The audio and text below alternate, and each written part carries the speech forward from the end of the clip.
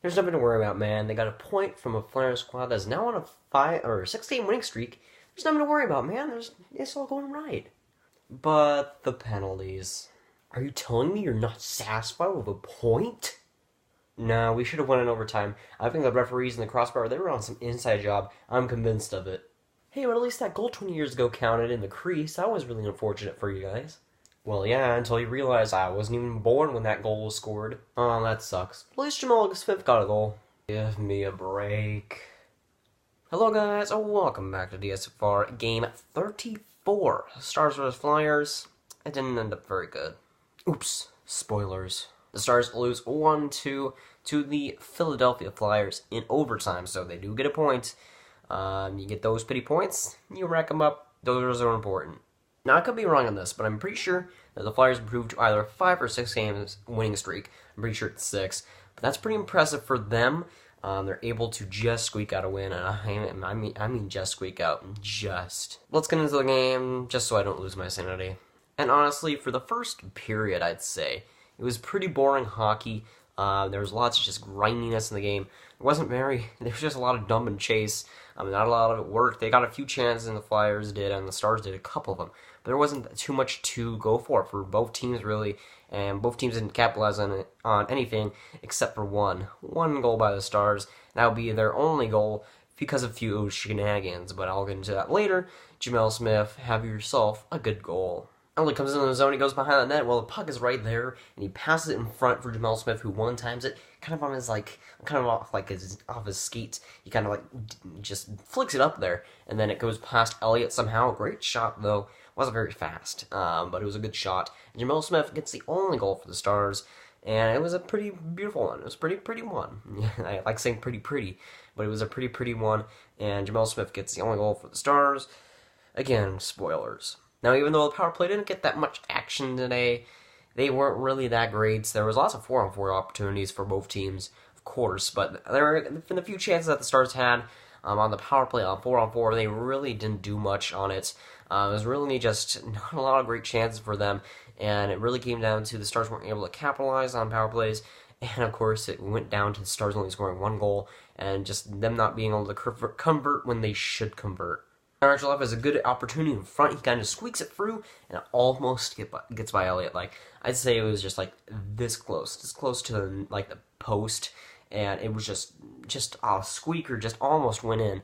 And who knows if that took a different bounce? Again, it could have taken a different bounce, and the game would have been so much different. That sort of goal, it would just be a momentum shifter for the Stars if they went up 2-0. Just a weird bounce there, and it just squeaks past the net, unfortunately.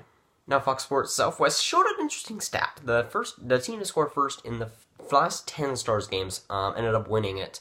The Stars ended up getting the first goal. Of course it breaks once they show up that stat. It's just Stars. It's just their luck, man. It breaks a 10-game streak of the first team who gets the goal wins it, and unfortunately, it had to happen today. Why? Now, the Flyers had a few chances, especially late in the first. And in the second, I felt like they had quite a few chances to convert, and they really had some bad just shots when they really could have gotten a goal. There was lots of chances where the Flyers had open eyes, just fantastic amount of open eyes. The defense was kind of squandering, and Bishop would either make the save, or the Flyers would just miss the net. They missed a lot of chances. This could have been a slaughter fest, but the Flyers missed a few chances, and the Stars got lucky. And honestly, looking back on it, I'm fine with the point.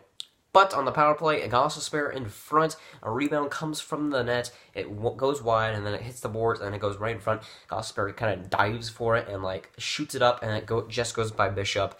Kind of unfortunate, it took a weird bounce off his glove, and it goes in just enough to get through, and Gostisbehere has first goal of the night. Unfortunately, his first goal of the night. He'll end up having 2, but the game is tied in the second. And it was a good play by Gostisbehere, and he really deserved that. A good effort on that play, and just bad defense leaving Gostisbehere open. Why do you leave that guy open, man? Now, Voracek on a breakaway, he's just a semi-breakaway, I guess. He was kind of getting covered by the defenseman. But Voracek on a breakaway, he kind of goes on his backhand, but then he misses. He kind of puts a squeaker past the post, and it isn't even close to the net. It was just a weird opportunity. Voracek almost had a breakaway on that. Thankfully, he didn't really convert on it, but That was close. Now, the Stars are just squandering in their own zone. They are in the defensive zone for them, at least. I think it was either Johns or Patterson who's covering Couturier. And Couturier passes it right to the slot where Giroux, of all people, is open. He one-times it, but Bishop makes a great glove save and he's able to get that. Thankfully, that was scary. I don't know how the Stars even allowed that. But man, the Stars defense was really bailed out by Bishop and really bailed out by the Flyers squad, in all honesty. To get to overtime, they were really bailed out by some bad opportunities and some bad shots and some bad missing the net. Like, there were some key chances that the Flyers could have converted on, and they really didn't do it. Now, Elliott was fantastic in this game. He was just doing a lot of things right, and he was just getting the right positioning a lot of the time. And he was just very, very solid tonight, and he was able to make the right saves when he needed to, and Sagan had an opportunity. I think it was like he was on his forehand and he had some ice, and then Elliott just robs him. Great shot, but a great save by Elliott. Sagan just keeps getting robbed these past couple of games. I don't know what's going on, but I think he's just getting unlucky. Pillick on a breakaway. And he missed the net. Fantastic. That's just what we needed, right? Now, besides the second goal in the game, the penalty kill for the Stars I felt was solid. They did their job, and I think they did their job nicely. They didn't had a lot of opportunities, the Flyers did, but the penalty kill it was solid. But in the two goals that they did allow, it wasn't very much. It wasn't like they crumbled in those two penalty kills, but the other penalty kills, they were decent on them. How about you take the good penalty kills and use them in the other ones? That's just a bit of an idea. Now the game goes into OT, and we get the point, which, I don't know, I don't think we even deserved it at that point. But in overtime, it changed a little bit. My mind just changed a little bit, and it's, I don't know. Because you see, Sagan hits the post, and I'm kind of thinking, Sagan's keep getting robbed, man. He is just on a little bit of a streak here where he is unlucky, just getting unlucky all the time. And it's kind of just kind of unfortunate, man. I think he's just had lots of opportunities, and he's made some good shots, but some of them have been either saved, or have gone out of the post, and I feel really, really bad for him. Now, Radulov was called for a penalty. At the time of the penalty, I was thinking to myself, oh great, a power play. And then they rule it as a penalty on Radulov, and I'm thinking to myself, what is going on here? Because I don't see really much that could have gotten in the Flyers' direction. Like, all I saw was like a trip on Radulov. I don't know what was happening there. And at the time, I thought it was going to be a power play for the Stars. After looking at the replay, it looked like there could have been a 4-on-4 opportunity. It looked like Radulov kind of high sticked him. I don't know, slashed him. I would have been fine with 4-on-4, but the refs decide to call it a power play for the Flyers. And at the time of that happening, I'm thinking to myself, this is the power play for the Flyers that is going to end this game. That is going to just put us at just a downfall. Of course it ends on a power play goal that was even controversial itself, and the power play that ended up happening for that was just ridiculous. I felt like that was just a terrible call by the referees. Apparently they really love winning streaks, and giving the Flyers winning streaks. I don't know what's happening there, but apparently the refs like doing that. There's just loads of loads of penalties in this game in general, for each team. The Flyers, though, got like ridiculous amounts of penalties. Even though the Stars took quite the amount of fair penalties, I think that the Flyers got away with a couple, and I think that the Stars got kind of robbed on a few, especially the game winner. So I know that Wayne Simmons' stick was just stuck in Bishop, and that I know for a fact. But then Bishop, man, he decides to hold on to it for a few seconds, trying to get that call, and it just didn't work out for him. Now, Wayne Simmons went into Bishop, put his stick inside of Bishop's, just like, I don't know, stomach area.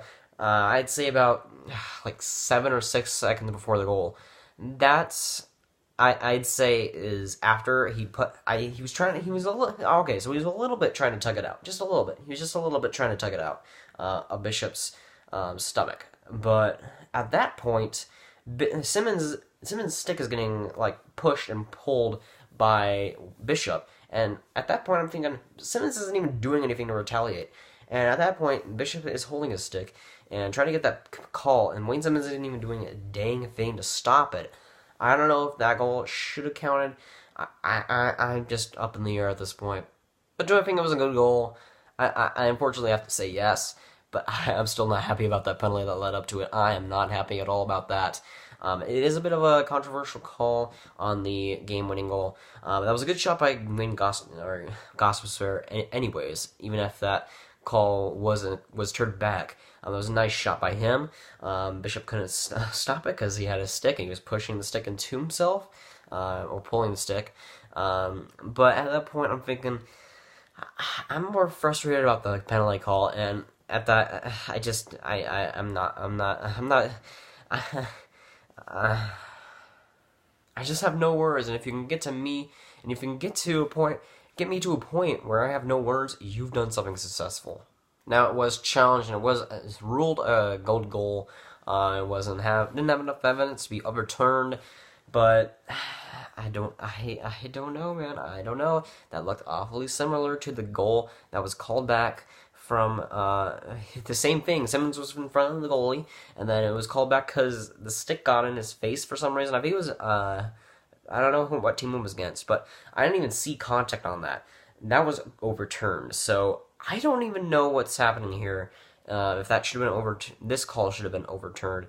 Like, I don't even see contact on the goal that was a couple weeks ago where Simmons, like, I don't know, I don't even see the stick hitting in the goalie. But when the stick is literally in the goalie, I don't know why it wasn't overturned. If the other goal that was overturned was overturned, so I don't know what's really going on here. Consistency is a real problem, and I think that that's the NHL. The refs are really lacking it. But a loss is a loss, and we do get a point at least, so I'm still happy with it. It could have been worse. It could have been definitely a lot worse. But for the Flyers, it was a good game for them. I felt like they had lots of chances that they couldn't convert on, and it could have been a lot better for them. And they ended up getting a win. I think that they deserved the win, but just barely. Both goaltenders played really well. I think that both of them would have deserved the win on any given night. But one guy had to lose and one guy had to win, and it just came down to Bishop got the loss, and that just sucks for him. But Bishop looked really solid, and I think that he should start the next game. He definitely earned it from this game. I felt like he was really good to this game, and he had many stops that he needed to. He didn't have too many bad or too many prime opportunities that he had to stop. His Flyers ended up missing the net a lot. But he was very solid, and I think that he deserves to play next game. I think that he's the starter for now. That's going for today, guys. If you guys enjoy it, make sure to like, guys. Really enjoy it, make sure to subscribe. And I'll see you guys in the next Disappointing Stars game. Goodbye.